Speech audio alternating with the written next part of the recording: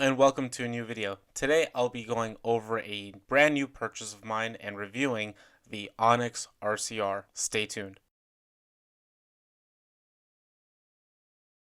There are three reasons why you're probably watching this video. 1. You don't know what an Onyx RCR is. 2. You are looking to purchase an Onyx RCR. And 3. You purchased an Onyx RCR and are looking for another reason to validate this purchase by any means necessary. I'm going to start off with the first one. For those of you who are laying your eyes on this for the first time and are wondering what is so cool about this bicycle, well, it's not a bicycle. In fact, it's a moped, but I like to refer it as an e-bike. Although this has pedals that you can pedal with, it's practically useless, but the fun is in the throttle. In my opinion, the Onyx RCR is currently the most nicest and well-built moped that is fully electric that you can purchase. There are other mopeds out there, or e-bikes as I'm going to start referring them to, on the market for sale that you can ride and you don't have to register, especially if you live in California. But for me, what makes this thing special is the quality that comes with the bike. And I'm not talking about quality as in build quality, I'm talking about the stuff that comes with this bike. For instance, the front brakes. I'm a huge fan of brakes. They stop when you need them to, and these things are straight off of a motorcycle. The power that this bike lays down when you hit the throttle at times can be very breathtaking. The Onyx RCR comes with two different battery sizes. The first one is a 23 amp hour, the second one is a 42 amp hour. And then the charger, there are two options. There's a slow charger and the fast charger. One's a 5 amp hour, the other one's a 10 amp hour. I purchased the 42 amp hour and the 10 amp hour charger for this bike. In addition to battery sizes and charger sizes, you can also get your RCR in a different size, such as the shorty and the normal size, which is what's being shown in front of you. You can also opt in for the dirt package or the DRT package, which I did not, but it basically comes with a couple additionals such as a front fender and a rear rack that sits in the back and a couple of other items. As far as colors go, these metal panels on the side, you can opt in for a black color. I chose not to because I believe these look great as is. Not to mention, I do also plan on wrapping these panels in a different color. But if you do choose to purchase the black edition of this bike, it will cost you an additional $50 more. And lastly, you can also opt in for turn signals.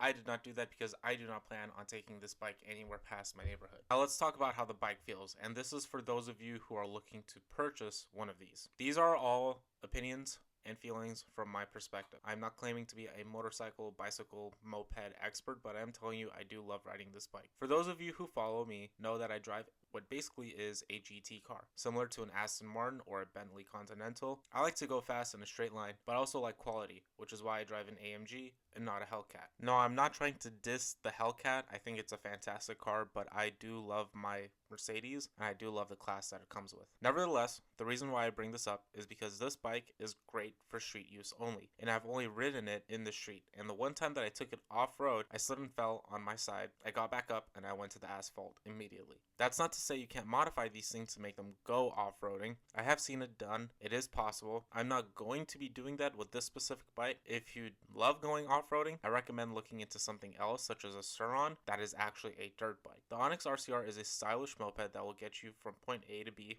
as quickly as possible.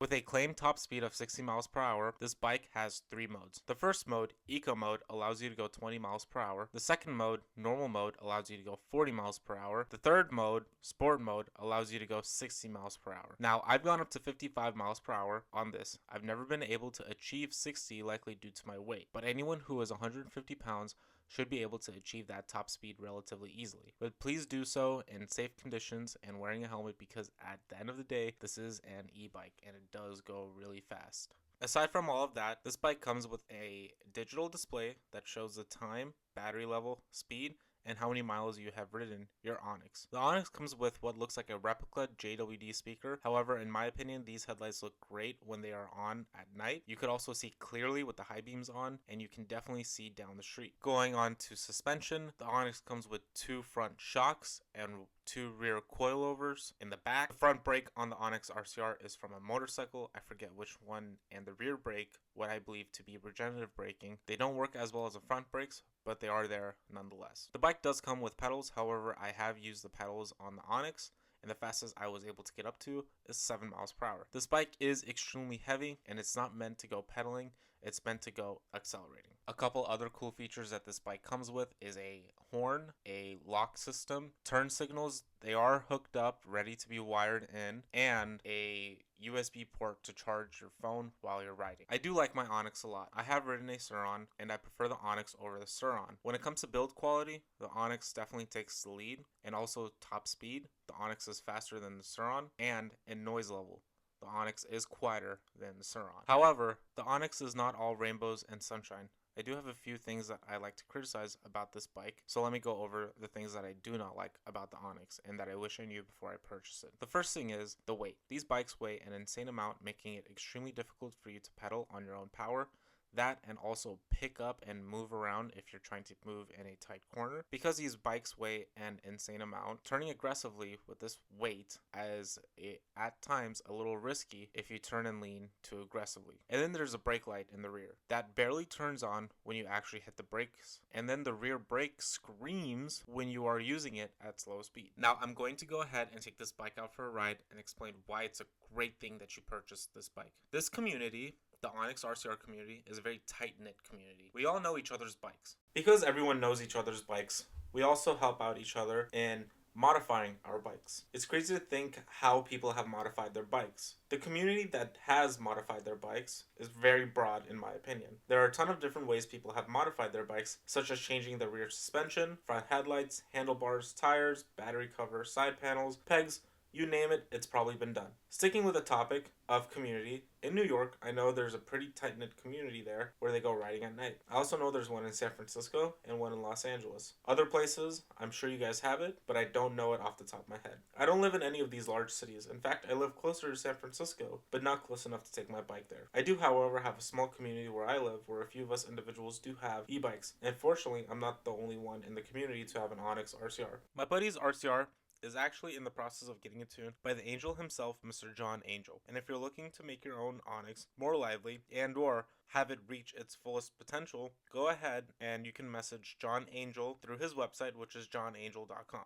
At the end of the day, I'm extremely satisfied with my purchase, but I'm also not happy. The reason why I'm not happy is because I have two other bikes sitting in storage that I have not ridden since I've gotten this bike. I have the mini bike that I did a video on a while back. I also have a Ruckus that I purchased a week before I took delivery of my Onyx. I'd like to go over a few things that you should do first when you purchase your Onyx. The first thing that I was completely baffled with was how to actually turn the thing on. The way you do so is you grab your key fob, you press the unlock button twice, and you follow that up by pressing the electric button twice. After doing that, you should be able to just press the red button and go. If you want to lock your Onyx, press the unlock button and then press the lock button. The hard key that comes with your Onyx is solely used to remove the battery cover. What I recommend is for you to go ahead and purchase an AirTag and an AirTag keychain from Amazon and store it inside the battery cover next to the battery so you can keep track of your RCR in case it gets stolen. You could buy a tile as well. However, the way the Apple ecosystem is working in the world, you can easily track an AirTag more than a tile because most of the people who live in the US